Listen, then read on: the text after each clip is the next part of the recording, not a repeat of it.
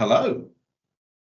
What a treat to be here for the second Digital Traffic Regulation Orders webinar. I'm Paul Chandler, and we're going to be joined today by John Cooper, Gareth Tilley, and John Harrod Booth. They'll introduce themselves as they come on to camera. Firstly, let me just give you a little look at our agenda. You're going to have a little DFT update from myself. Gareth is going to talk to you about our activities on the beta, which is currently underway.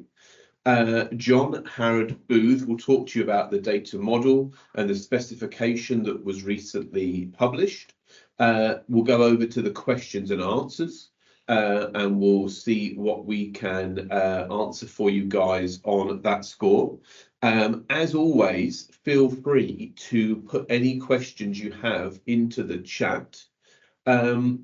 Controversially, we're going to try and avoid repeating ourselves from the previous webinar. We did an awful lot of work, well, not me, I didn't do too much. People did an awful lot of work off the back of the last webinar to produce a frequently asked questions document.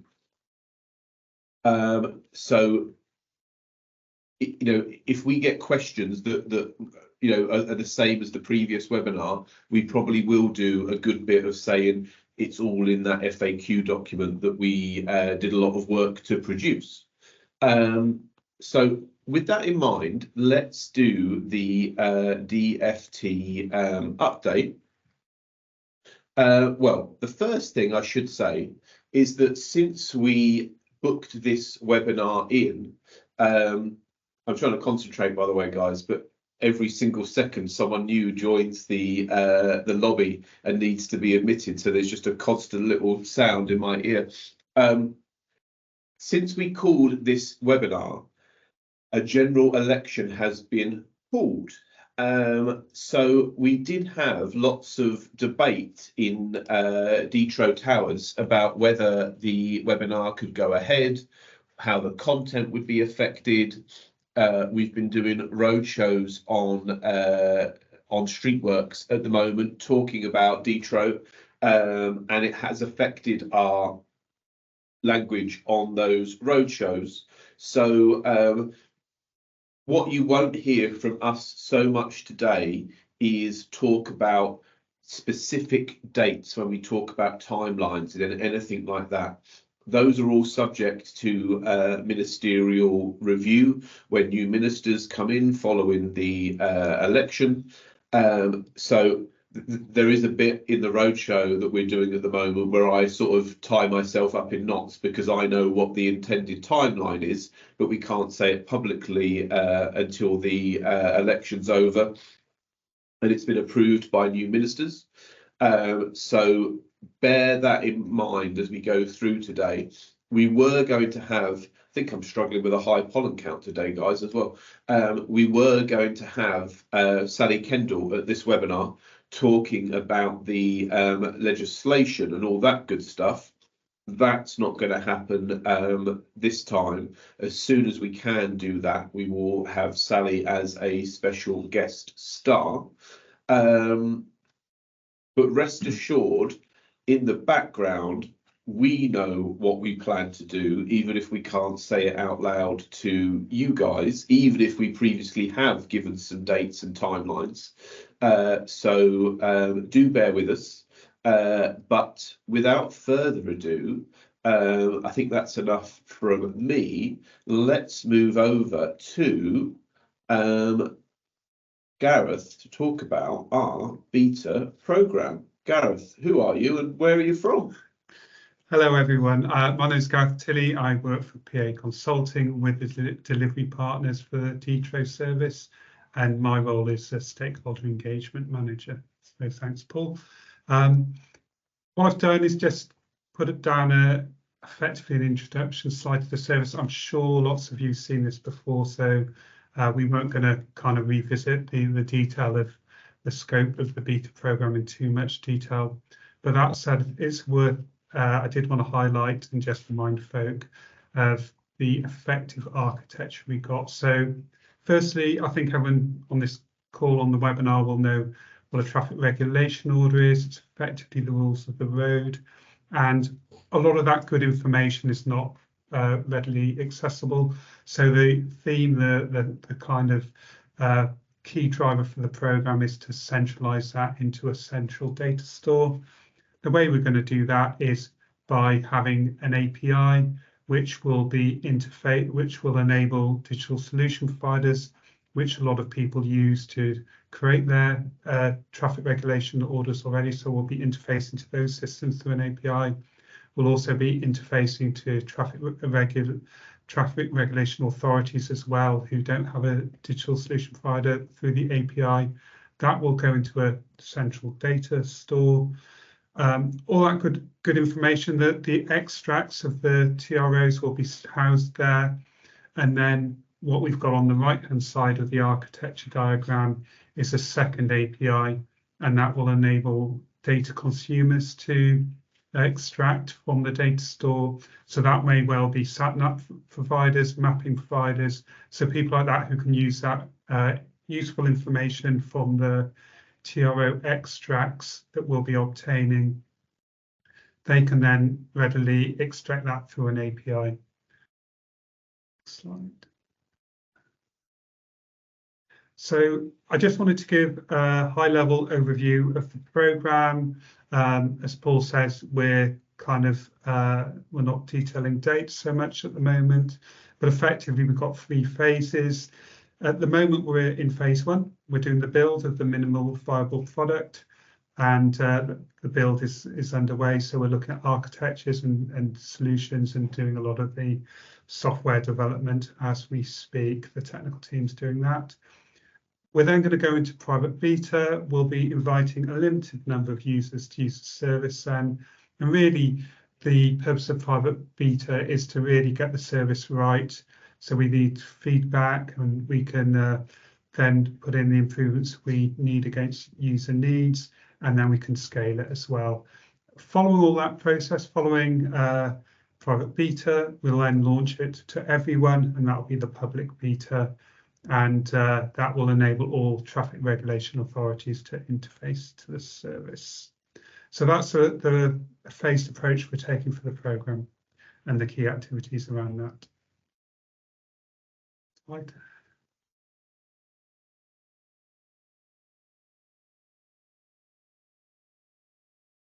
So just in terms of an update, as I say, we're doing the build at the moment, so we're developing the minimal viable product.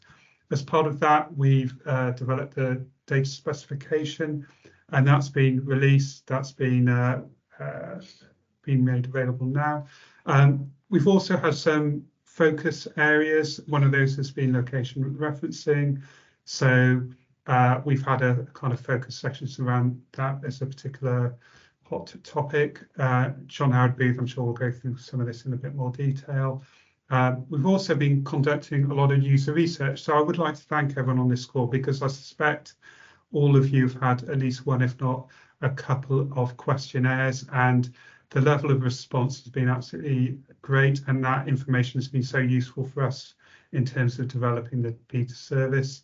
We've also had a lot of direct engagement with people, one-to-one meetings, and we've been conducting some structured interviews as well. So as you'd imagine for user research, we're using a kind of range of methodologies there, and that's set to continue. So as I said, firstly, I would like to thank people who have already been involved.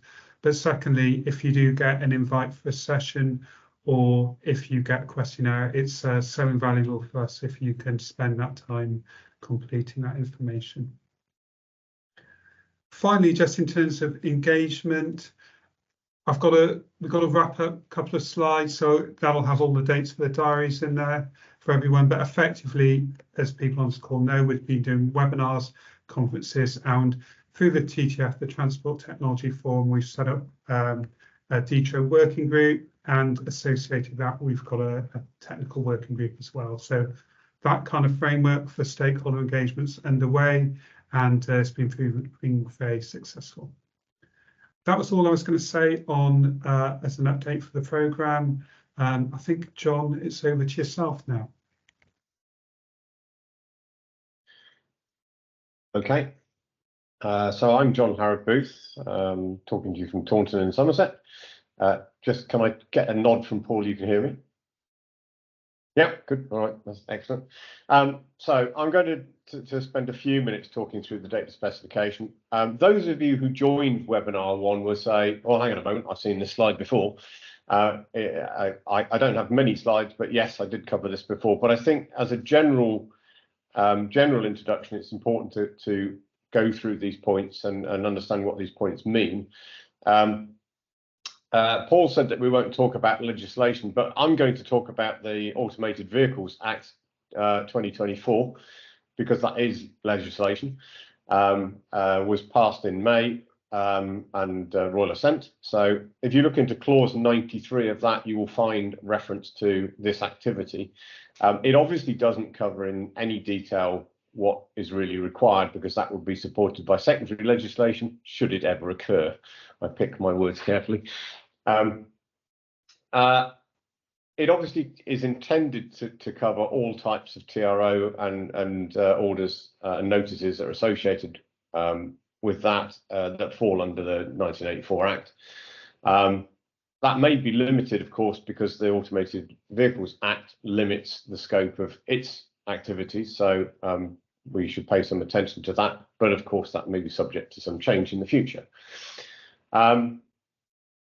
In developing this, we have a challenge, which is to try to take the very complex world of TROs, which at the moment are substantively written in human-oriented form, may be represented with map schedules to support them, and to turn that into usable data. And so we've had to go through a process which has occurred over several projects of trying to establish a data model that enables the information, the data that's contained within TROs to be modeled in a structured way, trying to do that to provide as much coverage as possible, but whilst trying to keep it as simple as possible. And there's obviously a tension between those two things.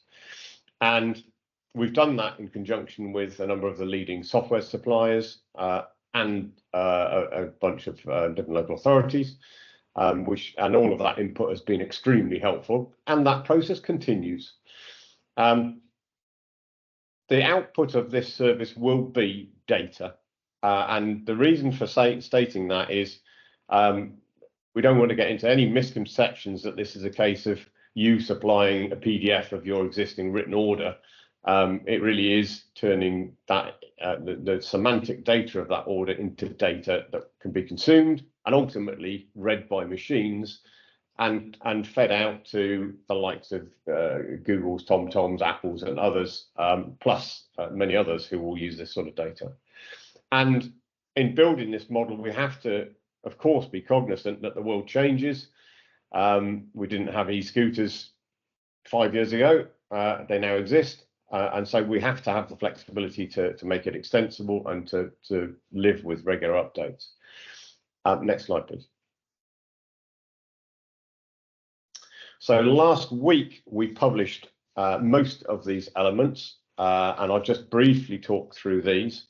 So we've published the data model itself, which is oriented towards those who are technically minded. It's a UML model, and if you're not deeply imbibed in how data models are described, you'll find it pretty turgid reading. However, there is a data model user guide that's written alongside that, which is designed to be a bit more user-friendly. It will be very interesting as part of the ongoing process. If any users find parts of that where they say it would be helpful if this was described more, let us know. And I'll tell you how to do that in a few minutes. From that data model, we generate something called a JSON schema. JSON is a particular way of encoding data. It's JavaScript notation. It's the primary supported way for UK government. So we use that as a mechanism.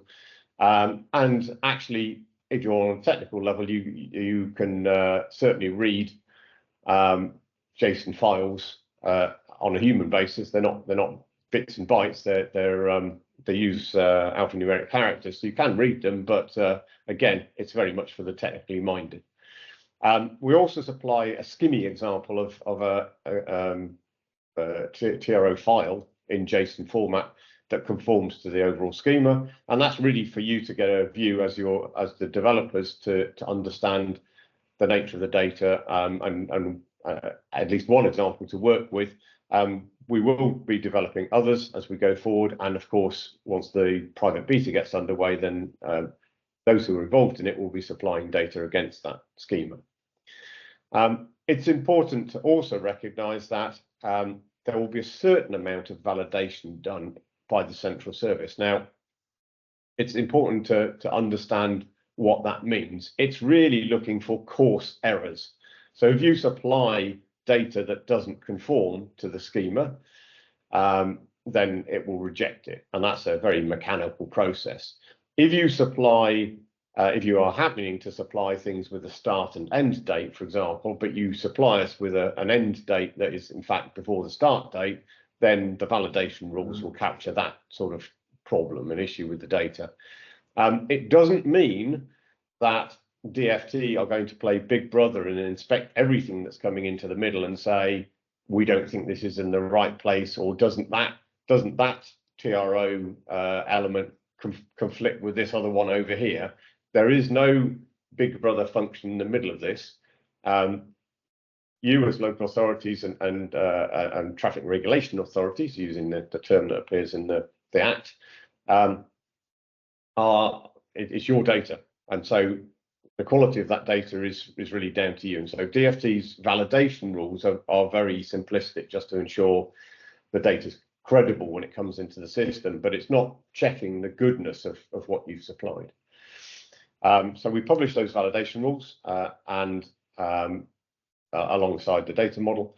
And then the final element, which is not yet published, are called interface control documents, and they really describe the application programming interface definition. So the points at which your data is sent to and pulled back from. They are due to come out, noting that Paul said we won't talk about dates. They are due to come out in the next couple of weeks. We're cognizant that we didn't quite get the main bulk of the specification out quite on the day we said we would. So I do that with a little bit of hesitancy. Let's say next 2 to 3 weeks, we should have those. Next slide, please. So what's changed? If you've been watching this progress over time, if you've been part of the pilot group, watching how this has been developing, there are some changes that are occurring within this version of the data specification and the data model. We had an alpha project last year, and that was certainly taking in records from local authorities and from service providers. It didn't really have a function in there to deal with what happens when you supply an update to an existing record. And so we've introduced that functionality of what happens when you amend something, you revoke something, and how that should be dealt with. So that's been introduced into this version. Something which might come as a little bit of a shock, within the current DFT policy framework, there's an expectation that there would be some degree of real-time reporting of the on-road status of TTROs, particularly TTROs. The reason for that is, of course, most of you will be aware that TTROs can have a span of 18 months and actually affect the road for maybe a day, 2 days, whatever it might be. And in terms of trying to turn this into very usable and useful data for those people who are supporting all of us with our mobility, that extension to try to get real-time reporting is an important feature. I'm sure that will raise some debate, but that is part of the current policy framework from DFT, subject, of course, to caveats that may change when we have a new government. And then the final point to mention is we continue to look at location referencing. I'm not going to delve into details, but you will all recognise that the sort of real world shape of TROs varies enormously. We have speed limits that most people tend to attach to road centre line models. We have curbside restrictions. We have gated restrictions like one-way, no entries, and in some cases access restrictions, and all of that needs to be modelled in a reasonably consistent way. And we've been looking at that and working with software developers and local authorities to try to figure the most efficient way to do that. And actually what DFT have done between the last version of the model and this version is to actually make it easier to do, take more options on board. And we had a meeting last week to discuss that further. Unfortunately, that was slightly after the date that we were due to release this specification. So the version of the specification you can access at the moment does not reflect that discussion. We reasonably would expect that there will be a new version that will have some minor changes in it in about a month's time that will try to address some of those issues. Next slide, please. So the data specification is out there. The way it's been done at the moment is that DFT have a private GitHub repository. GitHub will be very familiar to developers.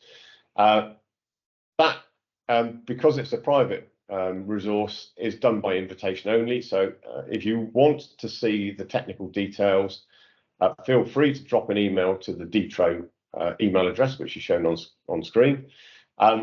It's possible because there is already a lot of interest in this, and there are some practical limits to GitHub repositories being hosted by DFT of a certain scale, that DFT may choose to make this publicly available, and therefore it will be free and open for everybody to review. And we're currently discussing that process at the moment, so that may happen shortly. But at the moment, it is still private. So, and that's not to restrict people. That's just it makes it easier in terms of trying to deal with comments that are raised and having some understanding of who's got access to the specification. And so at the moment, apologies, you still have to be asked to be invited to that, but feel free to do so. And I think that's me, and I will hand back to Paul. Hello. Thank you for that, John Harrod Booth. Excellent stuff. I do believe the next thing on our agenda is Q&A. So forgive me, to do this properly, guys, I'm going to need to stop sharing my screen for a second and get stuck into the red hot chat. Let's just see what the Q&A has given us. Okay. Here's a good one. Will the TRO, sorry, put my teeth back in. Will the traffic orders link into Street Manager for real-time updates? Now, what I say to that is, let's just get this thing built first, eh? That seems like a very obvious thing to do. It's been discussed internally. But you know, let's get to MVP, let's get this thing up and running, and then we can see what we want to do in terms of linking to Street Manager. But yes, that is absolutely on the radar for down the line. Now, there was a question from someone who was saying that they were late to the webinar and could they access the recording. I'm going to let you guys on this webinar into a little secret. The link to the webinar becomes, after the webinar, a link to the recording.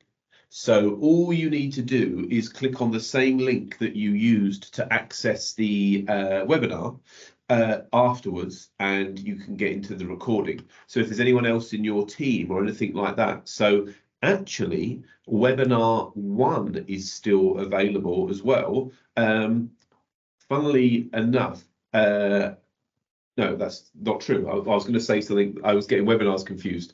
I know that the Street Manager webinar we did last month is still available, for instance.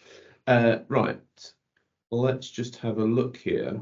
Are there questions, John Cooper, that I'm not seeing? There is a one in the Q&A. People are using both the Q&A and the chat. It would be better if you put the questions in the Q&A so that we can curate them properly afterwards. I thought the chat was just for the people on the behind the scenes on the webinar. Yeah. Right. Okay. Right. Okay. Let's have a look. So there's a question about Scotland and Northern Ireland supplying data. The situation is that the Act includes Wales and England, but not yet Scotland or Northern Ireland. But we remain open at some future point if they want to come in and join the D-TRO system. I mean, we have been swapping emails with Northern Ireland just Friday and Monday, so you know, there is interest there. Having joined webinar 2, is there value watching webinar number 1? I think that no webinars should be recorded and they should just go into the ether the second that they finish, personally. So my view would be no, time marches on. But if you did want to sort of know more about the basics, you could watch that webinar, but I would strongly recommend looking at that FAQ document. That's where the magic is, I think. Check that out. Yeah, just to say, I think there's a 2-month time limit, at least on the DFT run webinars. This one's being run through Elcric and may have a different expiry limit, but we will probably take down older webinars and never have more than 2 webinars at once linked, I would say. There's a link to webinar 1 on the website and the link to 2, but we'll probably be announcing 3 after this webinar. So we'll take down 1, I would imagine. There's some questions here in the chat. Oh yeah, we'll get to them all, John Cooper. Have no fear. Now here's one. If a row closure is valid for 18 months and we need to resurrect it, would we need to resubmit a new closure application? And then some HAs only grant the closure for the duration of the permit and need to submit a new application even though valid for 18 months. I mean, crumbs. I don't want to get drawn into the whole area of like the writing of temporary TROs on this call. What we do need to think about down the line is, let's say there is a closure that's been written for 18 months, rightly or wrongly, then that road closure might only be closed for, in extreme circumstances, 1 day of that 18 months. So we don't really want to be pushing information out to public services showing that the road is closed for 18 months. So we need to think about how we do better than that. And we have discussed that internally. If it's a street works job, then of course you can link it to Street Manager starts and stops potentially. There are products out there on the market that do some of this stuff in terms of starting and stopping things. If it's for you get all sorts of funny things. There's a building site on my commute to the office that's Monday to Friday, 9 till 5 or whatever it might be. Or it might not be every day. Some people are using their closures just for deliveries and stuff. And, do we want to record them? So it's a whole area where, number one, we want some consistency, I think, across organisations, and hopefully bringing this all out into the light, as it were, will bring some consistency in how orders are written. And number two, yeah, we need to go away and have a think about the starts and the stops and stuff. When we only have a short-term closure. Now, there's a question here in the chat that is getting a number of thumbs up. So I'm going to throw it over to the panel. Could we have some examples of how an actual traffic order would be entered into the register? Perhaps a video showing what this looks like in practice, even if it's just on the testing version, would help us to understand what's involved.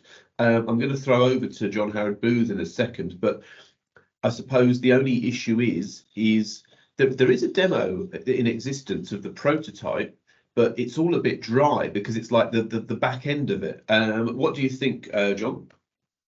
I'm sure we could put something together. It is by its nature quite dry. You know, you're talking about one machine sending data to another machine, and if you want to see sexy stuff happening, it's not that definition. But I'm sure we could put a video and make it available. I guess that's probably best done through the TTF TRO D-TRO working group website. So I can't see why that shouldn't be possible. You've gone muted. Thank you, John. Yeah, I've seen Gareth write that down and make a note of it. So yeah, we can do something. Do you know what? I think that your data, your service provider, whoever that might be, is probably thinking about that kind of thing right now. And that's almost more relevant for you, isn't it? Like what it looks like when you're recording it in your system that you're going to be using and then goes over to us. But yeah, absolutely, we can do that. My hope is that if you're currently using a system to create traffic orders, that nothing much changes in your life, to be honest. If you're currently using Word or whatever it might be to produce the orders, then more's going to change for you. But you'll be moving over to some software, and it's more about how you enter the orders in that service, to be honest, than the D-TRO service. But no, absolutely, we can do that. When will MVP be ready? Great question. I would refer you to the polling booth slide that I had at the beginning, if you were here at the beginning of the webinar. We can't talk at the moment during the election about timescales and whatnot, because that would kind of be preempting what new ministers might decide to do with the project. So I know that's a bit of a bummer. What we can say is that did we say this on webinar 1 about the royal assent?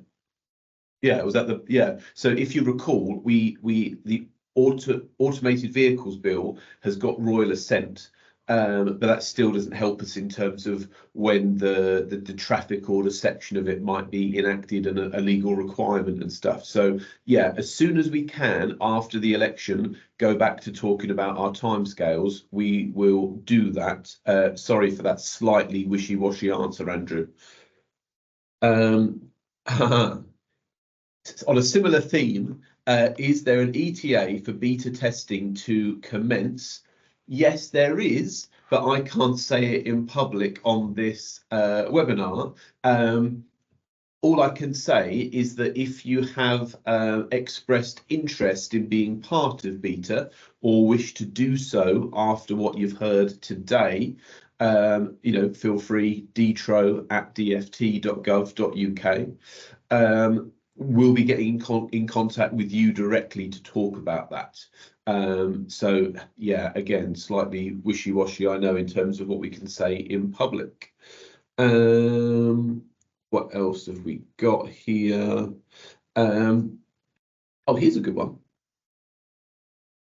I'm going to throw over to yourself, Dr. T. Does the DFT expect to engage with data consumers on how the D-TRO publish API is expected to be specified? Presumably, this also relies on how DFT decides to standardize location referencing. Oh, I should have read the whole thing and realized it was also a John Howard Booth question. Any thoughts, Gareth? So the first answer to the first bit of the question certainly is yes. So we're really ramping up that engagement at the moment, Bradley, and we're doing that through mainly one-to-one meetings. We've also put out a questionnaire as well to data consumers. So that's our initial stage to get more detail around the ecosystem, that landscape for data consumers, and then we'll be setting up one-to-one meetings is probably our primary aim there. No, we've already had one with your organisation and we'll certainly be open to having follow-up meetings, and particular when we've got the specification, the ICD fully published. John, I don't know if you want to comment on the location referencing side. That has obviously been discussed in detail already, but yeah, good to get your further take on that. Yeah, I won't go off into too much of the long grass. There's various choices to be made. Let's start at a very simplistic level. If you have a piece of road that has a curbside restriction on it, different of the software suppliers and different of the local authorities will approach that in different ways as to how they model that, what sort of shape they draw, what sort of shape they use to represent that spatial geometry. And we're trying to adopt an approach which is pretty open. Ultimately, we may find that the data consumers, as part of the beta process, come back and say it's too open. There's too much variation, and we find it difficult to interpret when we get data from one local authority or another, representing very similar sorts of TROs, but actually they look so different in terms of the data we can't easily consume them. And so that's part of the learning experience that we necessarily have to go through. I'm not going to delve into coordinate referencing systems and mechanisms to encode data. That's all in the specification at the moment. It's under review and remains under review, and but broadly it's using very well-known solutions that are industry standard. So I don't think it's really the place on this webinar to go delving into too much detail. But I'm happy to answer questions if there are specific questions. That there is a paper that has been published that discusses the approach, and that is available on will be available very shortly on the GitHub resource. But that has to be caveated that was written in advance of the meeting we had last week, and therefore some of the learnings coming from that needs to be taken on board. Here's a question for you, John Howard Booth. Bit out of my depth here. Will the interface control documents include the DDL schema needed to create an in-house SQL database for in-house testing prior to transmission? I'm going to be bold and say yes, I think that will be the case. It's certainly something that's come up through various of the conversations we've had, and PA are currently on the case in their processes to be able to produce that. So whether it will come as the interface control document or a separate description, I don't know, but yes, we should be publishing that. Good, I guess. When do you think we may know by what date all historic existing TROs will need to be submitted digitally to the new platform, as that will be a far greater and more costly challenge than 2025? Christopher, first of all, thank you for your positive attitude around 2025, a piece of cake. I agree with you. Secondly, we don't know that date yet, even not for the election. We don't have that date. We do have a date in mind. I think it will be consulted on, and the people on this webinar will be able to input into it. So if something comes out saying, oh, it's going to be 2020X, and you like, oh, that's too soon for us, you'll be able to say so in the consultation. But I'm not sure. When we consult on the launch date for D-TRO being a legal requirement for new orders, do you think we'll also do the historic stuff at the same time, or would that be a separate consultation? I think that the statutory regulations, which is secondary legislation, will contain both sets of dates. It will contain the first publication of new orders and a later date for the publication of the legacy archive of all previously existing orders. I think they will be in one and the same consultation. Thanks, John. Subject to the views of incoming ministers and government, of course. Of course. Thank you, John Cooper, for that one. It seems the onus is on the project to identify areas of inconsistency and oppose some consistency on what sign goes with what order and how to deal with TROs which cannot be signed without DFT approval. No, I don't think that's a focus of the project. I'm going to let anyone else who wants to come in here in a second, but I think that's a benefit, I would say, of what we're doing. You know, it's going to bring consistency to the process. You know, what you've got is different orders, even within.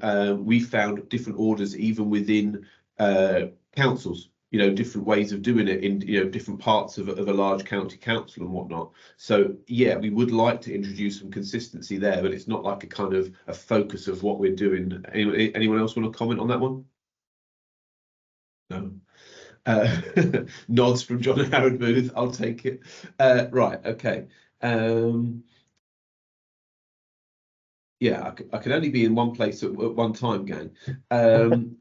Will it be possible to query all D-TROs in a geographic zone? Yes. Yes. I'm seeing nods from John Howard Booth. That's good enough for me. Yes, it will. Here we go. John Cooper, one for you. Is there an aspiration to review the legislation for TROs and the procedures which were written in the 90s? This could include a review of town and police clauses, as this is also still used for some event closures.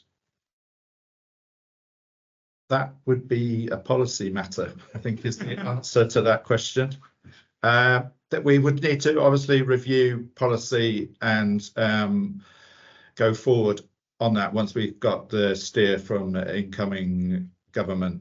I know there is, obviously we're in a situation where the Automated Vehicles Act stands alone and doesn't amend the Road Traffic Regulation Act 1984, which some might see as odd and as perhaps a missed opportunity, but it is what it is. The Automated Vehicles Act gives us what we want for the mandate for this project, and subject to the will of the incoming government, we'll have a continued steer, hopefully, on the project going forward. And but we can't really say whether or not they will, where and when there will be a full policy review. I know it's been tried before. But we'll have to keep quiet on that one. Thank you, John. Well dealt with what some might say was a slight hospital pass. Right, okay.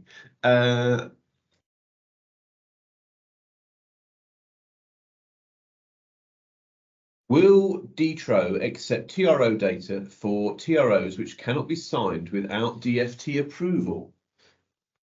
Maybe I'm not across this issue as much as I need to be, John Cooper. Cannot be signed without DFT approval. Is this a reference to temporary orders processed by the orders casework team in the Northeast? Yeah. I'm assuming. Yeah. I think that would continue. If the permission, it's for signs which are not approved. I think D-TRO would still accept the application. We're not going to like have some sort of mechanism for if you're thinking that it's going to go like, oh, this doesn't meet the criteria, the DFT haven't approved it. That's not something we've ever talked about. I think we'll take it on good faith that you've got the required approval. Yeah, I mean, there's nothing to do with traffic signs approvals in this D-TRO process. I've seen some messages fly up in the chat. Just to clarify, this is nothing to do with traffic signs regulations and general directions and traffic signs authorizations. I'm just going to put us on mute for a second, John. Don't tell anyone this, but when I worked at Westminster Council, I never put anything to the DFT. I just cracked on, like can't be asking every 2 minutes for, approval. Right, okay. let's go off mute now and let's see if we've got any questions. I think that we have. Oh, let me just go back to the Q&A for belt and braces. Right, okay. I think we've dealt with all of the cues. So what I'm going to do is pass over now to the good Dr. Tilley to update us on some last bits of housekeeping and further information. Gareth, over to you, please. I think I am sharing my screen. Yes, yeah. Okay, 1 second. Thanks, Paul. Yes, here we go. So some dates for the diaries I promised. So the next webinar is going to be on the 29th of July. We're trying to keep up a regular cadence of these to keep everyone in the community informed. So yeah, please attend that if you can. We're also lining up presentations at conferences. So High Risk UK will be there around the 16th of October. We'll be presenting, but I would have thought we'll be there for both days. There's also the Transport Technology Conference in the autumn. I believe the date for that is the 14th of November, but that's still to be confirmed. So there's 2 conferences there. We'll certainly be there as a team. And yeah, if you want to speak to us directly, we'll be there. In addition, as I said at the beginning, we've got our technical working group through the TTF, and we've got an introduction to the data specification. That is for this Friday on the 14th of June, and the invites have gone out. That's primarily to people on the working group and with access to the technical specification through the GitHub. If you do want details around that, there's on the next slide, there's our contact email. We've got a session on the data specification as well. Feedback sessions on the 8th of July and the 7th of August as well. So the whole chain of engagement there, Paul. Be sick of the sight of us, Gareth. Surely not. Just to say, if anybody on who has previously been on the GitHub has been unceremoniously ejected, we do apologise. There is this issue around the number of licenses allowed on this private external GitHub. We are currently reviewing. We'll be temporarily trying to add back on as many people as we can, but there will perhaps be more of this to come whilst we plan probably the move to the public version where we don't have such strict limits on numbers.